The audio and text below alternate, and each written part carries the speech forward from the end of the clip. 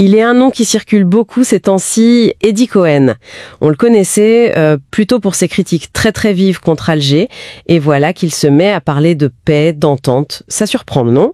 Oui, ça peut surprendre au premier abord. Alors, est-ce que c'est juste une manœuvre de communication, Tel Aviv qui se sont peut-être un peu isolés et qui changent de ton, ou est-ce que c'est plus profond, la reconnaissance d'un poids algérien, devenu incontournable ? Mais disons que c'est moins une conversion soudaine qu'une sorte d'adaptation forcée à la réalité du terrain. Le contexte international a beaucoup changé, vous savez. Ah oui ? Oui, on a plus de 150 États qui reconnaissent la Palestine maintenant. L'opinion publique mondiale est quand même très émue, voire révulsée par ce qui se passe dans les territoires occupés, et ça isole Tel Aviv. On l'a vu aux Nations Unies d'ailleurs. C'est vrai. Du coup, dans ce climat, même les voix, disons, les plus critiques d'habitude, elles sont un peu obligées d'ajuster leur discours face à un acteur comme Alger. Mais attention, Oui. Le poids stratégique réel de l'Algérie, il ne dépend pas de ça, de cette reconnaissance un peu conjoncturelle. Il repose sur des bases bien plus solides qui ont été construites méthodiquement. Ces bases solides, justement, parlons-en.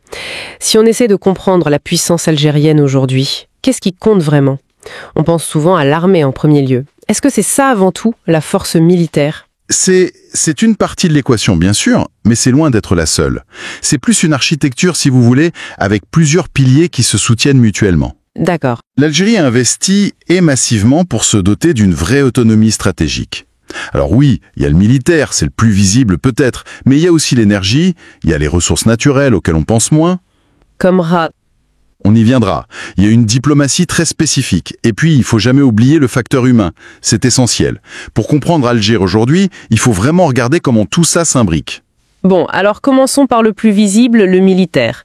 On entend parler d'achats d'équipements assez spectaculaires, une montée en gamme. Qu'est-ce qui change vraiment la donne, concrètement, dans la région ? Alors, sur le plan aérien, oui. Il y a des choses notables. L'arrivée des Su-34, par exemple. Ce sont pas juste des chasseurs. Non, c'est des bombardiers. Exactement. Des bombardiers tactiques, supersoniques, capables d'emporter beaucoup d'armements, très loin, on parle de milliers de kilomètres, et avec une grande précision. Contre des cibles à terre ou en mer. Donc ça dépasse la simple défense des frontières. Ah oui, largement. C'est une capacité de projection, de frappe dans la profondeur. Donc un outil de dissuasion régionale, très crédible. Et puis il y a l'annonce, même si on attend encore de voir la concrétisation totale, des Su-57. Les fameux chasseurs furtifs russes de 5e génération ? C'est ça.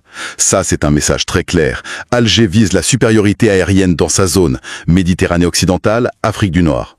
C'est un vrai saut technologique. C'est impressionnant sur le papier, oui, mais on sait bien qu'avoir le matériel, c'est une chose, pouvoir l'utiliser efficacement, le maintenir, former les pilotes, l'intégrer dans une stratégie globale, c'est autre chose.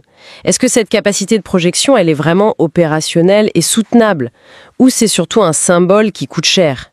Et puis, à quoi ça sert de pouvoir frapper loin si chez soi on n'est pas protégé ? Très bonne question. Ça touche au cœur de la stratégie algérienne. Et justement, ils n'ont pas tout misé sur l'attaque. En parallèle de cette capacité de projection, il y a eu un investissement, mais alors colossal, dans la défense antiaérienne. Ah oui. On parle d'un véritable maillage, très dense, multicouche. Il y a les systèmes à très longue portée, S-300 et surtout les S-400. Bon, leur réputation n'est plus à faire, capables d'engager beaucoup de cibles, même furtives, à des centaines de kilomètres. Ce qui rend toute approche très compliquée. Extrêmement compliquée, voire dissuasive pour n'importe quelle force aérienne moderne.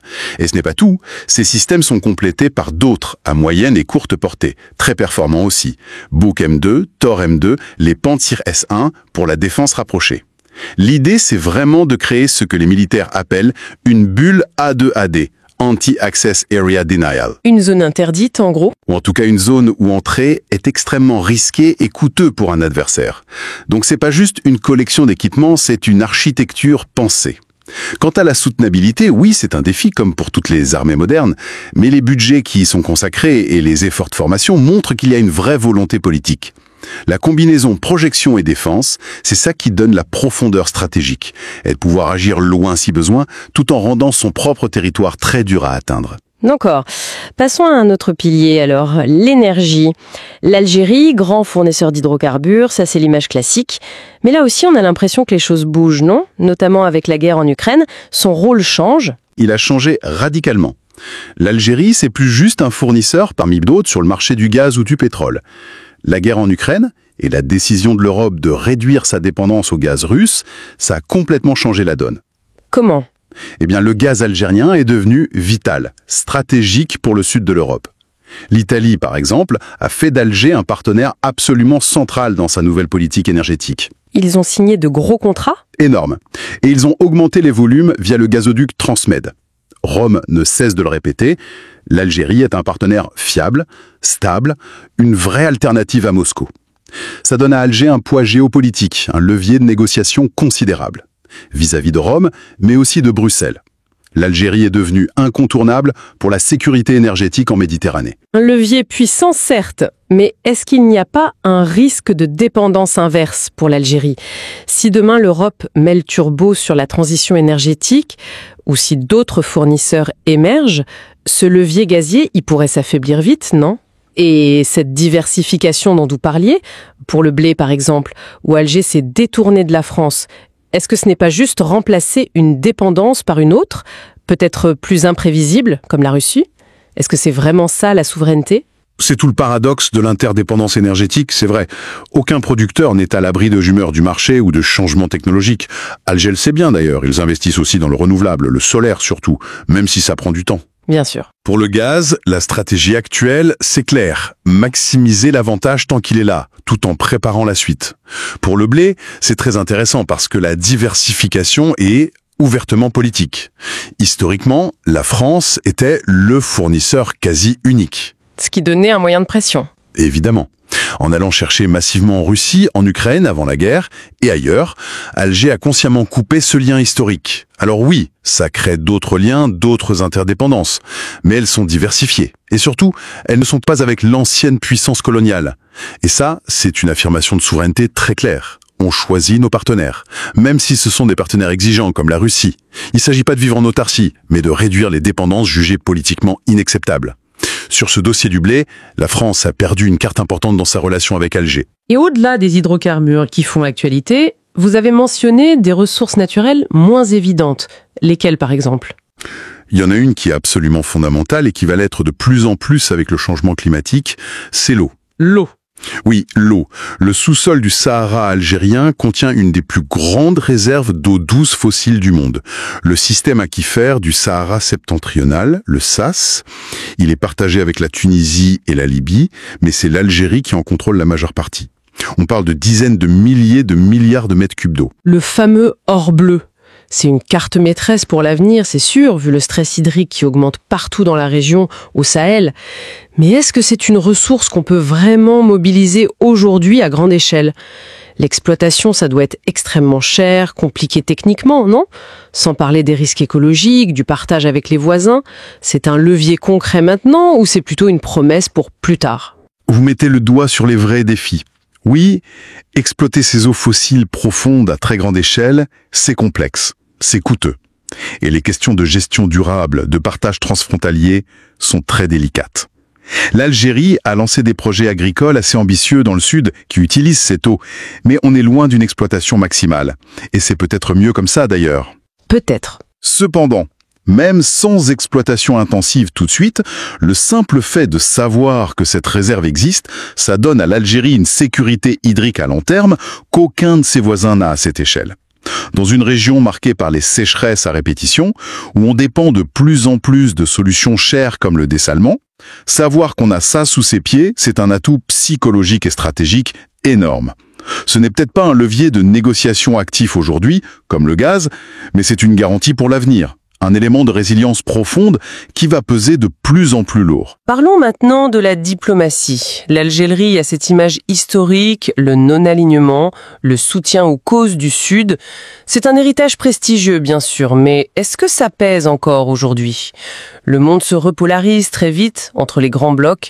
Est-ce que cette posture d'indépendance farouche, ce refus de choisir son camp, ce n'est pas finalement le meilleur moyen de se retrouver seul ? Ou pire, d'être instrumentalisé. C'est la critique qu'on entend souvent, oui. Le non-alignement serait dépassé, inadapté aux nouvelles rivalités entre la Chine et les USA, la Russie et l'Occident. Pourtant, l'actualité récente semble plutôt montrer l'inverse. Ah oui? Oui, loin d'être isolée, cette posture donne à l'Algérie une marge de manœuvre et une crédibilité auprès de très nombreux pays qui, justement, refusent cette logique de bloc. Regardez au Conseil de sécurité de l'ONU, l'Algérie est membre non permanent en ce moment. Sur le dossier palestinien, ils ont réussi à faire passer des résolutions, ou en tout cas à obtenir des majorités écrasantes. Le fameux 14 voix sur 15 pour le cessez-le-feu à Gaza. Exactement, contre la position américaine et israélienne. Et ça, ce n'est pas le fait d'un pays isolé, c'est le résultat d'une diplomatie qui est active, qui s'appuie sur des principes constants. La souveraineté, le droit international, le droit des peuples à disposer d'eux-mêmes. Et ça trouve un écho important dans le monde arabe, en Afrique, en Amérique latine. Cette constance, parfois on la juge rigide, mais elle donne une forme d'autorité morale, une capacité à mobiliser qui dérange les grandes puissances. Donc, plutôt que l'isolement, c'est une forme d'influence basée sur des principes. Il nous reste un dernier pilier, peut-être le plus difficile à saisir, mais essentiel, le facteur humain. Vous avez parlé de résilience, forgée par une histoire très dure, la guerre de libération, la décennie noire. C'est une force pour la cohésion nationale, c'est indéniable. Mais est-ce que cette résilience, cette fierté collective, ça se transforme en puissance sur la scène internationale, ou est-ce que ça reste surtout une caractéristique interne, voire un facteur de crispation si le pouvoir l'utilise trop? Et la diaspora, qui est si nombreuse en Europe, notamment en France, elle joue quel rôle, au-delà de l'attachement sentimental? C'est un point absolument fondamental. Cette résilience, ce n'est pas juste un souvenir qu'on ressort pour les commémorations, ça imprègne vraiment l'identité collective et la façon dont l'Algérie voit le monde. Ça se traduit par une méfiance, disons, instinctive envers les ingérences extérieures, une exigence absolue de respect de la souveraineté et une capacité à endurer les pressions là où d'autres plieraient peut-être plus vite. C'est ce qui permet de tenir des lignes dures. C'est ce qui permet au pouvoir politique de tenir des lignes parfois difficiles, oui, parce qu'il sent qu'il y a derrière un sentiment national fort qui soutient ça. Cette fierté, parfois vue comme un peu ombrageuse de l'extérieur, elle est réelle. Quant à la diaspora, son rôle n'est pas juste sentimental. Bien sûr, il y a les transferts d'argent, l'attachement culturel, mais c'est aussi un relais d'opinion, parfois un groupe de pression informel. Et surtout, elle incarne ce lien qui ne se coupe pas avec le pays. Les générations plus âgées, celles qui ont connu l'indépendance ou la décennie noire, transmettent cette mémoire, cette exigence de dignité. Oui. Il y a cette phrase qu'on entend souvent circuler et qui dit beaucoup, je trouve. Nous ne faisons pas peur, nous imposons le respect. C'est une nuance importante. Très importante. Ce n'est pas une volonté d'intimider, c'est le refus catégorique d'être traité comme quantité négligeable, comme un subordonné. C'est cette force morale collective, cette fierté qui donne peut-être sa vraie colonne vertébrale à la puissance algérienne. Donc si on reprend notre point de départ, Eddie Cohen et son appel à la paix. Finalement, sa déclaration, ce serait juste la partie visible de l'iceberg. Oui. La reconnaissance un peu forcée d'une réalité beaucoup plus complexe. Oui. Une Algérie qui a patiemment renforcé tous les aspects de sa puissance militaire, énergétique, hydrique, diplomatique, et qui peut compter sur une population solide et fière. C'est tout à fait ça. Ce n'est pas une fleur qu'on lui fait ou une concession par bonté d'âme. C'est un constat lucide, même s'il est sûrement désagréable pour certains, on ne peut plus ignorer cet acteur central, on ne peut plus chercher à le déstabiliser sans conséquence. L'Algérie d'aujourd'hui, elle a les moyens de sa politique, un appareil militaire qui force à la prudence, des ressources énergétiques dont l'Europe a désespérément besoin, des réserves d'eau qui sont une assurance pour l'avenir, une diplomatie qu'on écoute et qu'on respecte sur des dossiers majeurs, et une population qui a prouvé sa résistance. Quand on additionne tout ça, ça crée une masse critique, et même les plus hostiles sont obligés d'en tenir compte. Une puissance aux multiples visages, donc, difficile à cataloguer. Mais si on va au-delà de cet inventaire, aussi impressionnant soit-il, quelle est la vraie conclusion à tirer? Qu'est-ce que cette montée en puissance change, au fond, dans l'équation régionale, internationale? La conclusion la plus profonde, et c'est peut-être ça qui inquiète le plus Tel Aviv ou d'autres qui sont habitués à des rapports de force très déséquilibrés, ce n'est pas le nombre de Su-34 ou les milliards de mètres cubes de gaz. Non. Non.